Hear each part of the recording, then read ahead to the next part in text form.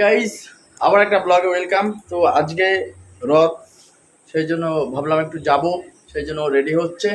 তো বাড়ির থেকে বেশি দূরে যাব না, এখন রেডি হচ্ছে। দেখো দেখো, তোমাদের দেখা, এই দেখো। হ্যাঁ, এখন সাজাগোজায় ব্যস্ত।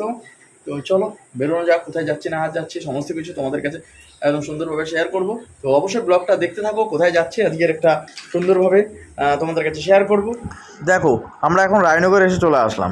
যাই হোক, এখান থেকে যে রথটা উঠছে, আগে এই মাঠটাতে রথের মেলা হতো, বাট এটা এখন চলে গেছে রায়নগর সামনের যেই মাঠটা আছে সেইখানে। যাই হোক, এখান থেকে রথ টানা হচ্ছে, দেখতে পাচ্ছ সবাই রথের দড়িটা ধরে কী সুন্দর টানছে। তো বেশ ভালো লাগছে দেখতে। তো আমি ভেবেছিলাম যে নেমে রথের দড়িটা ধরবো, কিন্তু এমন ঝট করে চলে আসাতে আমার আর নামতে পারলাম না। কি অপূর্ব লাগছে, কি সুন্দর লাগছে, সবাই ধরে সুন্দর রথের দড়িটা ধরে টানছে। এটা একটা সত্যি অন্যরকম একটা বিষয়। যাই হোক, এবার এইখান থেকে আমরা একটু ডিসাইড করলাম যে রানাঘাট যে রথের মেলাটা হয়, যেখানে রথের হয় ইস্কনের, সেইখানে যাব। কিন্তু তার আগে তোমাদের এটা দেখায়, কি অপূর্ব একটা দৃশ্য। যাই হোক, সবাই কি সুন্দর লাগছে না জগন্নাথের রথ, অপূর্ব অপূর্ব অসাধারণ একটা দৃশ্য। যাই হোক, এই সুন্দর তোমাদের কাছে শেয়ার করলাম। তোমাদের কেমন লাগছে, তোমরা কোথায় কোথায় ঘুরতে যাচ্ছ সেটাও অবশ্যই কমেন্ট সেকশানে জানাও। দেখতে পাচ্ছ রাস্তায় প্রচুর লোক, এখানে সবাই আজকে আনন্দে মেতে উঠেছে।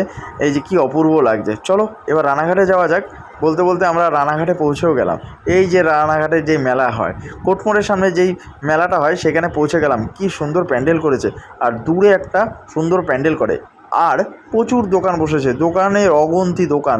এখানে দেখতে পাচ্ছ জামা কাপড়ের দোকান থেকে শুরু করে কি নেই এইখানে, সব কিছু তোমাদের কাছে আজকে শেয়ার করবো। তোমরা অবশ্যই পুরো ব্লগটা দেখো, আশা করি তোমাদের কাছে খুব ভালো লাগবে। আর ওই দেখো কি লোক মাইরি, সত্যি কথা বলতে প্রচুর লোক এসছে। আর ওই পাশটা আছে নাগরদোলনা, সেটাও তোমাদের কাছে দেখাবো। এই যে আমরা দুজন দেখতেই পাচ্ছ, আর অগণিত লোক। সত্যি কথা বলতে খুব ভিড় হয়েছে। প্রত্যেক বছর না এই মেলাতে প্রচুর লোক হয়, গত বছরও প্রচুর লোক হয়েছিল, এই বছরও প্রচুর। কিন্তু প্রত্যেক বছর একটা জিনিস ওরা যেটা কমন করে, সেটা হলো প্যান্ডেলের কালারটা। আমি বিগত বেশ কয়েক বছর ধরে দেখে আসছি এই কালারের ওপরই তারা প্যান্ডেলটা করে। যাই হোক, তোমাদের কাছে শেয়ার করলাম। বেশ বড় প্যান্ডেল বলে তেমনভাবে তুলতে পারছি না।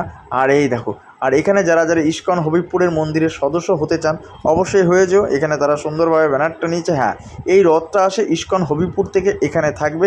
যেটা তোমরা সবাই জানো যে রথের কী কী নিয়ম আছে। এখান থেকে রথ টেনে আজকে এখানে আসবে, এখান থেকে তারপরে আবার 7 দিন পরে হবিবপুর চলে যাবে। মানে জগন্নাথ আজকে এখানে আসবে, তারপরে আবার জগন্নাথ তার নিজের বাড়িতে পৌঁছে যাবে। আর এখানে যেটা বললাম, ওই প্যান্ডেলের অপোজিট সাইডে ছিল ওই নাগরদোলনা। এটা হলো বাচ্চাদের সুন্দর একটা নাগরদোলনা। এটা আমি অর্পিতাকে বলছিলাম যে তুমি এটাই উঠবে। অর্পিতা বলছে না না, আমি ওটা উঠলে ছিঁড়ে যাবে। আমি বললাম তাহলে ওই সামনের দুটোতে ওঠো।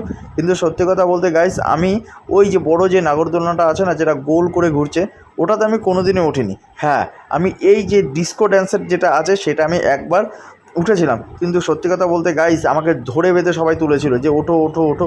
আমি ধরে বেঁধে আমাকে এতে তুলেছিল সব বন্ধুরা মিলে, কোচিংয়ের সব বন্ধুরা মিলে উঠেছিলাম। সত্যি কথা বলতে দেহ আর মন আর প্রাণ এক ছিল না, মনে হচ্ছিল এই যাই যে এই যাই। আর এটা বাচ্চাদের। আর এখানে যারা ওঠে, সত্যি কথা বলতে অতি সাহস। আর এখানে যারা ওঠে তারা তো একদম দুনিয়ার সবথেকে সাহসী ব্যক্তি, তারাই আমি মনে করি। যখন গাইস ওই উপর থেকে নামে, দেহ আর দেহর মধ্যে থাকে না, মানে এই পড়ে যাব ব্যাপারটা হচ্ছে। আর এখানকার টিকিট 50 টাকা, মানে 10 রাউন্ড ঘুরবে, মানে এক এক রাউন্ড 5 টাকা করে। 10 বার সেই ডিস্কোটা দেবে, তার মধ্যে 50 টাকা। এখানে একবার শেষ হয়ে গেল, দেখতে পাচ্ছ। আমি অর্পিতাকে বলছিলাম যে উঠলে ওঠো, যাই হোক ও বললো না। তারপরে আমরা চলে আসলাম ভেলপুরির এখানে, ভাবলাম ভেলপুরি খাবো। যাই হোক, ভেলপুরির ওখানে গিয়ে কথা বললাম, বললো যে 15-20 জনের পরে, বা বুঝতে পারছো তো, ওয়েটিংয়ে থাকতে হবে ভেলপুরি খেতে গেলে। কি অবস্থা, মানে ব্যাপারটা এমন হয়েছে যে ওয়েটিং খেতে হবে। তারপরে আমরা চলে আসলাম এখানে কেক খেতে, মথুরা কেক খেতে। এই কেক খেতে মেলায় আসলে বেশ ভালো লাগে, আমার তো বেশ সুন্দর একটা লাগে এই মথুরা কেক খেতে। আমি প্রত্যেক মেলায় যদি কোথাও না কোথাও মথুরা কেক পাই, যে কোনো মেলা বলে না, পুজোতেও যদি আমি মথুরা কেক দেখি, আমি আগে মথুরা কেক খাবো। আমার সত্যি কথা বলতে গাইস, মথুরা কেক খেতে খুব ভালো লাগে। তোমাদের কেমন লাগে কমেন্ট সেকশানে জানাও। এই যে দেখতেই পাচ্ছ কি সুন্দর করে ভাজছে না, একদম ছাঁকা তেলে, তারপরে ওটা ঠিক ওই সাদা ওটার মধ্যে দিয়ে দেবে। কেই খেতে টেস্ট অপূর্ব। তারপরে চলে আসলাম এর ভালোবাসার একটা জায়গায়, মানে কানের দুলের দোকানে। ওকে বললাম যে তুমি কোনটা পছন্দ করো। ও বলছে একটাও আমার পছন্দ হচ্ছে না। তারপরে আমাকে ওর বললো পছন্দ করলেও তো তুমি কিনে দেবে না, দেখেছো। আমি বলে ওকে কিনে দেবো না। আমি ওকে নিজে মুখে বললাম যে তোমার যেটা পছন্দ তুমি কেন, আমি তো আছি, একটা কানের দুলে তো ব্যাপার। তারপরে দেখালাম এখানে আচার মোরব্বা সমস্ত কিছু আছে, কি নেই তো প্রথমেই বলেছি এই মেলাতে তুমি কি পাবে না, বেশ বড় একটা মেলা, এখানে সমস্ত কিছু দোকান আছে, বই থেকে শুরু করে সমস্ত কিছু এভরিথিং, এমন কোনো কিছু নেই এখানে তুমি পাবে না। যাই হোক, তারপরে আমার হঠাৎ করে যেই চোখেটা পড়লো যে এই গরমকালে বোরোলিং কেন লাগবে, ও অনেকের কেটে গেলে বোরোলিং তো সবসময় লাগে, দেখেছো। তারপরে চোখে পড়লো এই বেলুন ফাটানোর, এখানে বেলুন ফাটানোর গল্প আর বলো না, এখানে দেখো বেলুন ফাটাচ্ছে কি সুন্দর। আমি ভাবলাম যে গিয়ে বেলুন ফাটাবো আর পুরস্কার নিয়ে আসবো, ব্যাপারটা হচ্ছে এই বেলুন ফাটাতে গেলে না আর তখন আর হয় না, পুরস্কার নিতে পারি না, লুক্কা হয়ে যায়, এমনি সময় ফাটাতে দাও সব ফাটিয়ে ফেলবো। তারপরে ওখান থেকে চলে আসলাম, প্রথমে ভেবেছিলাম এটা ওয়াও মোমো, দেখেছো পুরো এক রকম দেখতে, বাট এটা হয়েছে নাও মোমো, ওয়াও খেয়ে নাও হয়ে যাবে, মানে নাও এখনই গিয়ে ওকে বলছিলাম নাও মোমো, ও বলছে এটা ওয়াও মোমো, তারপরে আসলো নাও, সত্যি তোমাদের কাছে দেখালাম এটা নাও মোমো কিন্তু। যাই হোক, নাও মোমো আর খাইনি, ওয়াও মোমো হলে খেতাম, ওয়াও মোমোর একটা আলাদাই একটা টেস্ট। তারপরে গিয়ে চোখে পড়লো সুন্দর কতগুলো নারকেল গাছ দাঁড়িয়ে আছে, কিন্তু নারকেল ধরেনি। এই দেখো সবুজে সবুজে ঘেরা নারকেল গাছ, কি অপূর্ব লাগছে না, এটা কি নারকেল গাছ না তাল গাছ, কি কমেন্টসে বলো তো, কি সুন্দর লাগছে। ওকে বললাম, ও বললো বেশ ভালো বেশ ভালো।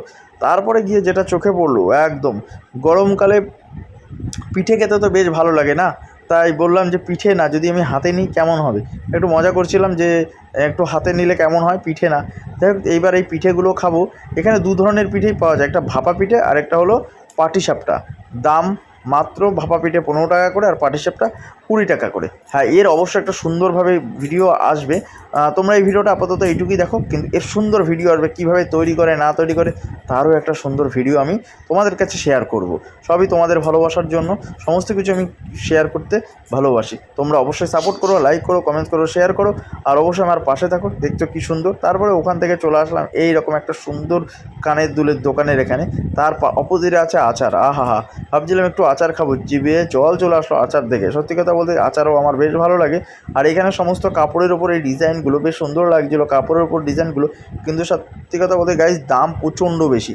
তারপরে চলে আসলাম আমরা এই দোকান, এই যে এই 6টা কানের দুলের মধ্যে একটাও পছন্দ করলো, কিন্তু এখানে যে এত পরিমাণে দাম। যাই হোক, এই সেম জিনিস অন্য দোকানে গেলে একরকম দাম হচ্ছে, কিন্তু মেলাতে একটু দাম বেশি হওয়াটা স্বাভাবিক, কারণ মেলা বলে কথা, একটা চার্জ তাদের দিতে হয়, একটা অনেক ডোনেশনের মতন একটা ব্যাপারটা দিতে হয়, সেই জন্য হয়তো এদের চার্জটা একটু বেশি। তারপরে আমরা চলে আসলাম এই যে এইখানে দোকানে, প্রথমে হাঁটতে হাঁটতে হঠাৎ করে চোখে পড়লো যে এরকম একটা সুন্দর থলথলে কচ্ছপ, আর দেখেছো কচ্ছপগুলো কি অপূর্ব লাগছে না। সত্যি কথা বলতে কচ্ছপ এক জায়গায় ধরেছিলাম এইরকমই বেশ ভয় ভয়ের মতন। এখানে পুলিশবাবুরাও কী কী কিনছে, না না এখানে তারাও কুর্তি কিনছে, প্রথমেই ঢুকতেই দেখিয়েছিলাম যে কুর্তি। দেখো, মেলার থেকে আমরা সোজা চলে আসলাম এই কাকার ঘুগনির দোকানে, কুপার্স ক্যাম্প। তোমরা হয়তো এই কাকাকে সবাই চেনো, জানো এর ঘুগনি, এই কাকুর দোকানে ঘুগনি কতটা টেস্ট। সত্যি কথা বলতে যখনই আমি কুপার্সের দিকে যাই এই কাকুর থেকে ঘুগনি, দোকান খোলা থাকলে ঘুগনি খাবোই খাবো। যাই ঘুগনি টুগনি খেয়ে এবার আমাদের চলে আসতে হবে একদম আমাদের রায়নগরের বাজারে যে রথের এখানে, এই রায়নগর মেলার এখানে রথে চলে আসলাম।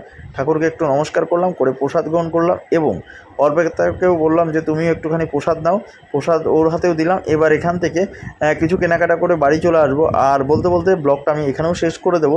তোমাদের কেমন লাগলো অবশ্যই জানাতে কিন্তু ভুলো না। ওই যে বলেছি কেনাকাটা বলতে বাড়ির জন্য একটু জিলাপি নেব, এই যে এই দোকান থেকে জিলাপি নিয়ে নিলাম। সত্যি কথা বলতে এর দোকানের জিলাপিগুলো বেশ ভালো এবং সুন্দর হয়। তোমরাও অবশ্যই এর অনেক জায়গায় এই জিলাপির দোকান দেয়, তোমরা যখনই কোথাও দেখবে এর দোকান থেকে জিলাপি নিও, এর জিলাপিগুলো খুব সুস্বাদু এবং টেস্টি হয়, এর ব্যবহারও সত্যি অসাধারণ। আর তোমরা চেষ্টা করবে এর দোকান থেকে জিলাপি নেবে। আমি এই জিলাপিগুলো নিয়েছিলাম, এগুলো হলো আতপ চালের জিলাপি, আর এটাও ভালো, দু ধরনের জিলাপি বেশ সুন্দর। যাই হোক, জিলাপি টিলাপি নিয়ে আমি একদম সোজা এবার টান টান বাড়ি চলে আসবো, এটা তাকে বলছিলাম। আর মেলা মানে সমস্ত লোকের আগমন, সবার সাথে দেখা, বেশ একটা ভালো লাগে মেলা হলে। যাই হোক, সোজা টান টান বাড়ি চলে আসবো। ও বলো না আমি একটু ঠাকুরের দোকানে দাঁড়াবো। কেন দাঁড়াবো? আমার লিপস্টিক নিতে হবে। সত্যি কথা বলতে কী আর বলবো গাইজ।